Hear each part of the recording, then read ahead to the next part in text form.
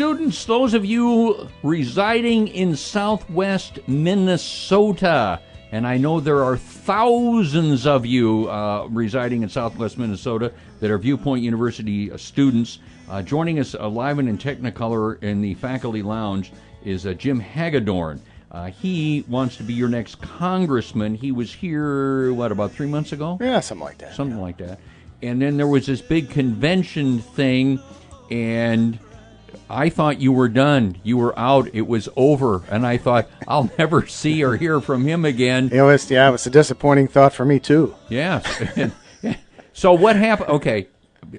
You got to bring me up to speed. You want to be the Southwest Minnesota's next congressman. You're a Republican. There's a Democrat who's got the job right now. There were 2 or 3 of you Republicans that were vying for, quote, the nomination. And they had this convention, and you didn't win it, and yet you're still running. So what's going on here? Yeah, we took this the lead in the second ballot, the third ballot. The fellows from the Rochester area kind of got together, and that's politics. And we got out of the way and gave the endorsed candidate a shot. But after about 6 weeks, I decided to get back in, and people said, "What changed?" And I said, "Well, actually, not much." And that was kind of the point, that didn't seem to be much of a campaign brewing. There were some key things missing. The candidate was missing key events and not putting out much of a spirited fight against the congressman. So after discussions with some key leaders across the district, we decided to get back in and give the people a choice to vote for a candidate, in my case, who wants to make this election a referendum on Congressman Walz's liberal record, I believe a failed record, and also offer some conservative reforms. Okay, so you're going to face the guy who did win the convention in some primary election coming up? The primary on August 12th. Oh, well, so you're in full campaign mode. Well, we kind of were before, and we just picked up where we left off, going crisscrossing the district, going full-time, talking to important people like yourself, and trying to get the message out about that Congressman Walz, the most liberal congressman in the history of southern Minnesota, who voted for Obamacare and cap and trade and Dodd-Frank and trillions in stimulus and deficit spending. And I just want him to know that maybe it's time for him to leave office. How long has he been there? This is his 8th year. 4 terms. 4 terms. Yep. Yeah, about that time you start making a lot of enemies. Well, they say, in politics, friends come, friends go, but enemies accumulate. Yes, they do. That's very, very true. So, realizing that you're now in a primary with the other Republicans, because there's just one other guy now, right? At this point, that's correct, yes. And he'll remain nameless because you're here and he's not, so we're not going to do that. So what separates you from the other Republican? I know you want to attack Walz. I don't want to hear attack on Walz. What separates you from the other Republican who wants the job? This is going to be a short interview because I'm not out to attack the other Republican. So, I didn't say attack. I said what separates you. I think that's fair. Yeah. Well, I think the difference is I have the experience to run a campaign of this magnitude. One way or another, I was part of 9 congressional campaigns in my life.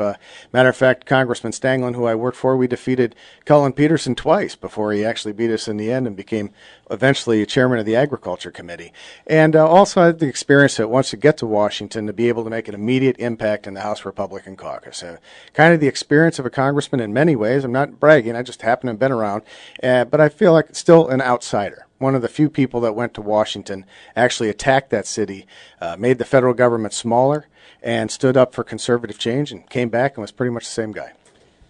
The Republican mantra is, and you people obviously read from the same playbook, because we've got the Senate thing going here, and every one of those candidates, they say Obamacare, and just venom comes out. It's just get rid of it. It's horrible. It's ugly. It's rotten.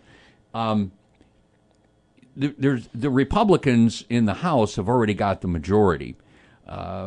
It's doubtful whether the Republicans will get enough votes in the Senate to make a difference. And then, of course, there's the obvious veto that would be coming from the president if somebody actually did get it through. So don't tell me about getting rid of Obamacare. Tell me about modifying it to make it work. Well, I do believe there's precedent that bills like this can eventually be repealed. And the Catastrophic Medicare Amendments Act in the late 80s, where the Democrats put that through, and a year later they went to repeal their own bill because the people felt it, didn't like it. But the reforms that I would look for would be more patient-centered, doctor-centered reforms where people are holding their own money. So health savings accounts is a big deal. People saving, investing their money, shopping for their own care. I think we need to tie the tax benefits as much as we can to the individual. So people get the tax credits and the benefits, and they can take their health care from job to job. Doesn't mean it would stop them from getting it through employment, but it would open up that option. Certainly pools for pre-existing conditions. I'm for that. That's the one provision of Obamacare that I say absolutely we keep. Get rid of the bill, keep that one provision, and let's go from there. And then tort reform. You got to go with tort reform. I think that puts downward pressure on prices and shuts down defensive medicine. So those are the types of reforms that I'd be for. Jim Hagedorn is in the faculty lounge. He's a congressional candidate from Southwest Minnesota, and he is in a primary which will take place August 12th in southwestern Minnesota. There's one other Republican. It's a winner-take-all deal. Whoever gets the most votes on August 12th will face the incumbent congressman in the election coming up in November of this year. Agriculture. Yeah. Okay, I'm going to make a blatant statement that I don't really believe, but a lot of people do believe, so I'm just going to say it. Okay. Farmers have had it too good for too long. They've had all these subsidies, all these supports, all these special interest things, on and on and on and on and on. It's keeping farms going simply because it's the American dream or the American nightmare. We're tired of it. Get rid of the farm bill. Well, I come from a farm area. My dad was a farmer, grandfather a farmer, grew up on a farm myself. I think that the farm bill, the purpose of the farm bill is to help sustain agriculture in times when things go wrong. You know how farming is. It's up and it's down, and it's dependent a lot of times on weather and luck and everything else. And if we run little farmers and others out of the business now and then, what you're going to get is a lot more big farmers. And so I support the ag bill. I support the programs and things that are needed to make sure that we sustain agriculture.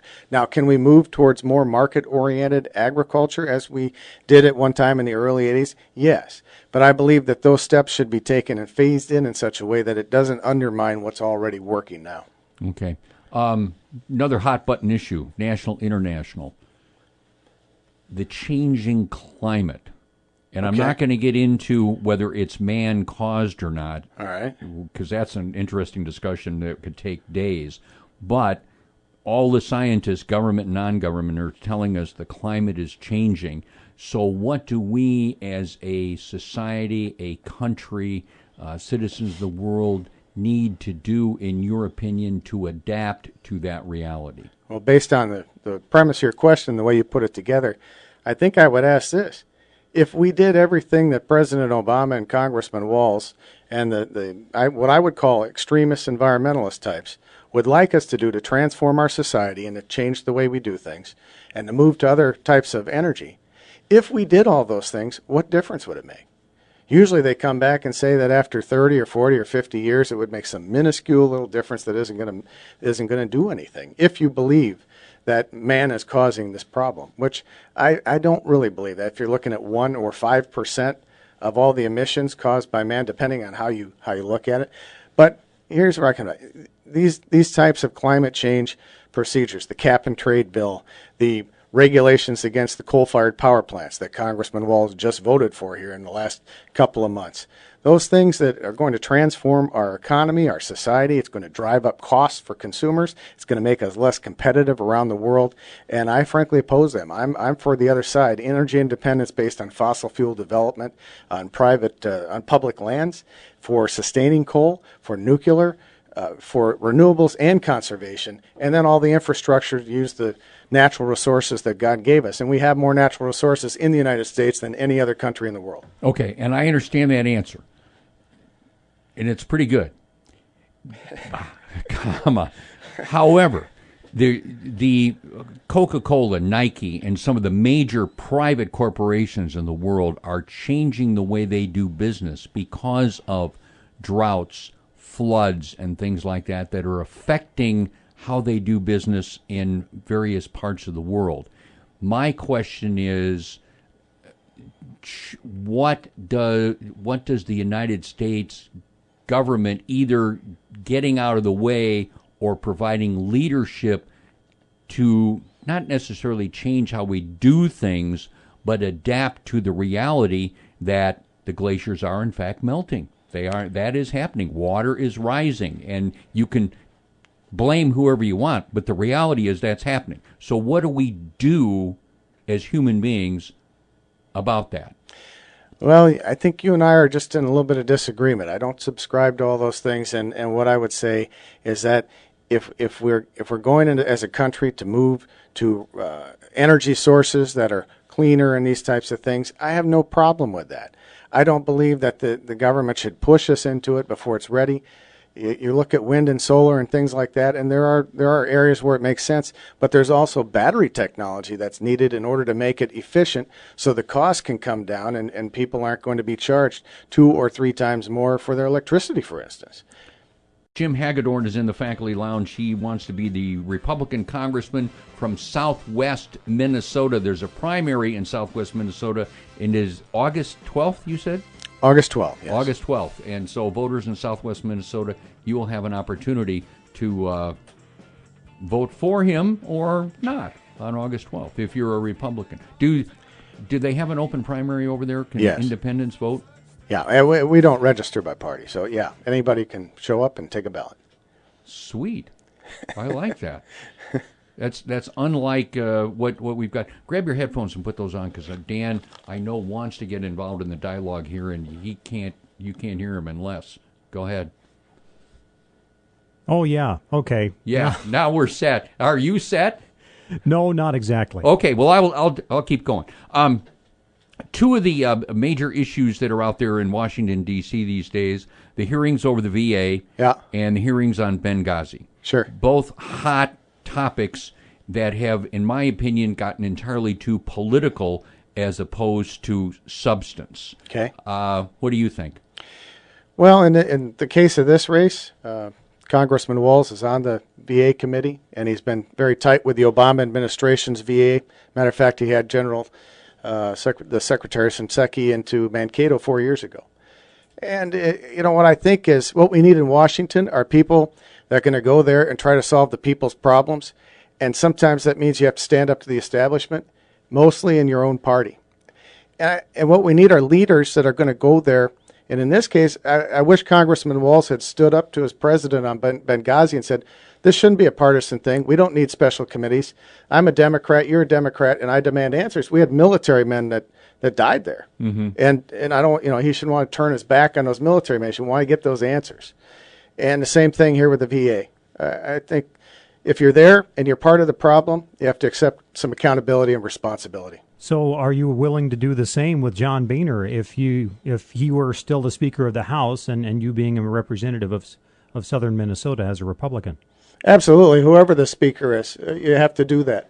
When I worked at the Treasury Department, President Bush wanted to, they had a proposal that was going to spend about $500 million that I felt was wasteful. And I talked with some people on the Hill, and we put a bill together.